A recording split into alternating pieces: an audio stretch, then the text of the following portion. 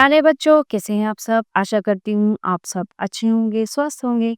स्वागत है आपका इस कक्षा में। आइए आज हम पढ़ते हैं हिंदी का पाठ 17।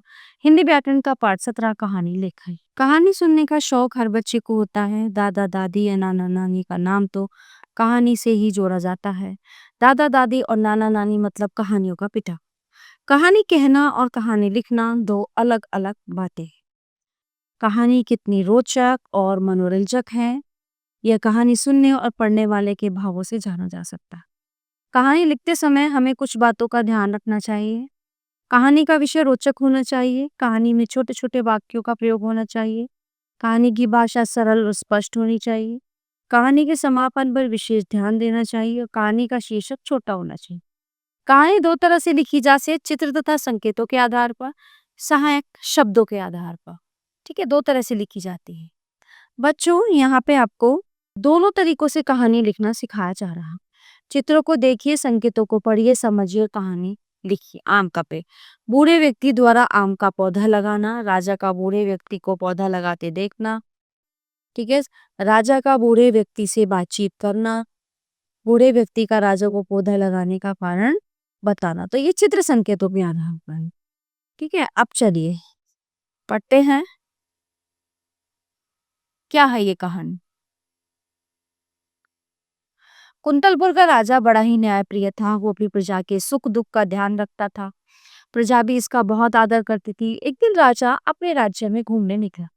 उसने रास्ते में देखा कि एक वृद्ध एक छोटा सा पौधा लगा रहा। राजा हैरान होकर उसके पास गया और बोला, ये आप किस चीज का पौधा लगा रहे हैं? तो वृद्ध ने धीमे स्वर में कहा, आम का। राजा ने हिसाब लगाया कि पौधे के बड़े होने और उस पर फल आने में कितना समय लगेगा। हिसाब लगाकर उसने अचरज से वृद्ध की ओर देखा और कहा, सुनो दादा, इस पौधे के बड़े होने और उस पर फल आने में कई साल लग जाएंगे। तब तक क्या तुम जीवित रहोगे? वृद्ध ने राजा की ओर देखा। राजा सोच रहा था कि वह वृद्ध ऐसा काम कर रहा है जिसका फल उसे नहीं मिलेगा।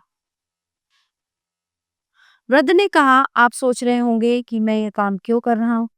जिस चीज से आदमी को फायदा नहीं पहुंचता उस पर मेहनत करना बेकार है। लेकिन ये भी तो सोचिए कि हम दूसरों की मेहनत का कितना फायदा उठाया। दूसरों के लगाए पेड़ों के कितने फल अपनी जिंदगी में खाए हैं। क्या उस कर्ज को उतारने के लिए हमें कुछ नहीं करना चाहिए? क्या हमें इस भावना से पेड़ नहीं लगाने चाहिए कि उनके फल दूसरे लोग खा सकें? जो केवल अपने लाभ के लिए ही काम करता है वह तो स्वार्थ है। वृद्ध की ये बात सुनकर राजा प्रसन्न हो गया। आज उसे कुछ ज्ञान मिला। अब दूसरा पॉइंट है हमारा, सहायक शब्दों के आधार पर कहानी लिखना। यहाँ पे कुछ पॉइंट्स दिए गए हैं, देखो। फुटबॉल, अलमारी, बरामदा, छलांग, वातावरण, बगीचा, ट्रक, टायर, नाला, शरीर, सिलाई, प्रसन्न, कुआं, बाल्टी, किक, पेड़, अवसर, प्रेम। काफी समय से अलमारी में रखी फुटबॉल बोर हो चुकी थी। बहुत दिनों से अंशुल उसे खेलने के लिए नहीं ले गया था। अतः एक दिन फुटबॉल सैर करने के लिए चुपचाप उछलकर नीचे आ गई। बाहर का खुला वातावरण देख उसे अच्छा लगने लगा। जब वह सड़क पार कर रही थी तो एक ट्रक के भारी भरकम टायरों के नीचे आते आते बची।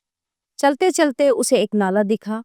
वो सोचने लगी, अगर इसमें गिर गई तो मेरा चमड़े का शरीर फूल जाएगा, सिलाई ढीली पड़ जाएगी, फिर मुझसे कौन खेलेगा। वो वापस कॉलोनी की तरफ चली। कॉलोनी में मोती नाम के कुत्ते ने उसे पकड़ लिया। मोती के नुकीले पंजों से फुटबॉल का बुरा हाल था। किसी तरह वह मोती से छूटकर भागी, परंतु आगे गहरे कुएं में जा गिरी। एक बूढ़ी स्त्री ने बाल्टी डालकर उसे निकाला और धूप में रख दी। थोड़ी ही देर में फुटबॉल ठीक हो गई। वो उछलती कूदती बगीचे में जा पहुंची। तभी बगीचे में खेल रहे दीपक ने दौड़कर उसे उठा लिया। वो उस पर बेरहमी से किक मार रहा था। फुटबॉल को अपने नन्हे मित्रों से ऐसा व्यवहार की आशा नहीं थी। फुटबॉल किसी तरह जान बचाकर भागी और घर पहुंची। अंशुल ने उसे देखा।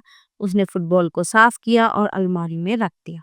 अंशुल के प्रेम को देखकर फुटबॉल की आंखों में आंसू आ गए। तो ये था कहानी लेखन, जो यहाँ पे दो तरह से दिखाया गया। ठीक है, तो प्यारे बच्चों, ये पाठ यहीं पे समाप्त होता है। आशा करती हूँ आपको अच्छे से समझ आया होगा। मिलते हैं अगली कक्षा में। धन्यवाद।